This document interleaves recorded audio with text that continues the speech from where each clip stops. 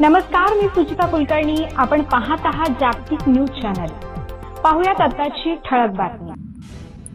जागतिक मानवाधिकार सुरक्षा फेडरेशनचे डोंबिवली शहर शाखा कार्यालय अध्यक्ष मनोज सावंत यांची भेट.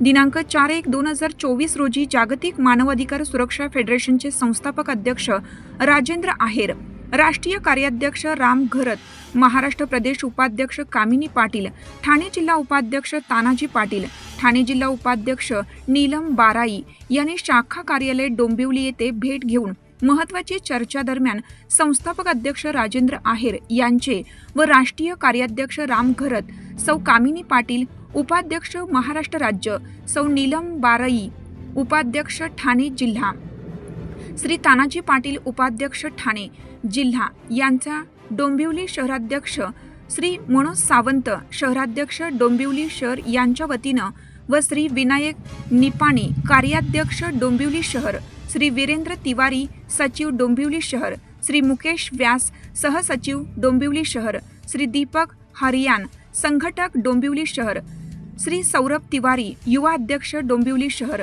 श्री विनायक नायर, युवा कार्याध्यक्ष डोंबिवली शहर, श्री संतोष कनौजिया, युवा सहसचिव डोंबिवली शहर, श्री हिमांशु पाटील, युवा संघटक डोंबिवली शहर, सौ सरिता सोनार, सचिव डोंबिवली शहर, सौ वैभवी मोरे, सहसचिव डोंबिवली शहर यांच्या वतीनं जंगी स्वागत करण्यात आलं. या ठिकाणी जागतिक मानवाधिकार सुरक्षा फेडरेशनचे संस्थापक अध्यक्ष राजेंद्र आहेर यांनी मनोगत व्यक्त करताना सांगितले, आपल्या डोंबिवलीतील सर्व पदाधिकारी यांनी गोरगरीब जनतेला वेळोवेळी मार्गदर्शन करावे व त्यांना योग्य न्याय मिळवून देण्यासाठी कायम प्रयत्न करावे. कोणावरही अन्याय होणार नाही. आपल्या जागतिक मानवाधिकार सुरक्षा फेडरेशनकडे अनेक नवीन पदाधिकाऱ्यांना आज नियुक्ती पत्र देऊन सन्मानित करण्यात आलं. तसेच प्रत्येक गावातील, तालुक्यातील, जिल्ह्यातील, महाराष्ट्रातील, भारतातील जनतेला योग्य न्याय मिळवून देण्यासाठी आपली नियुक्ती करण्यात आली आहे. तरी पुढील काळात आपल्या हातून गोरगरीब जनतेची सेवा घडावी व आपल्या जागतिक मानवाधिकार सुरक्षा फेडरेशनचे डोंबिवली शहर अध्यक्ष मनोज सावंत यांच्या कार्यालयात कायम संपर्क साधून सहकार्य करावे, असे आवाहन त्यांनी केलं. सूत्रसंचालन सरिता सोनार, जागतिक मानवाधिकार सुरक्षा फेडरेशनचे डोंबिवली शहर सचिव यांनी केलं. आमचे राष्ट्रीय कार्याध्यक्ष राम घरत, महिला अध्यक्ष आपल्या कामिनी पाटील आणि नीलम बाराई, तानाजी पाटील. तर आज आपल्या ऑफिस या ठिकाणी आम्ही आलो आहोत. या ऑफिस म्हणजे एक आपलं दुकान नसून ती जनतेची सेवा करण्यासाठी आपण या ठिकाणी खोललेलं आहे. गोरगरीब जनतेला योग्य तो न्याय मिळवून देण्याचं काम या ऑफिसमधून झालेलं पाहिजे.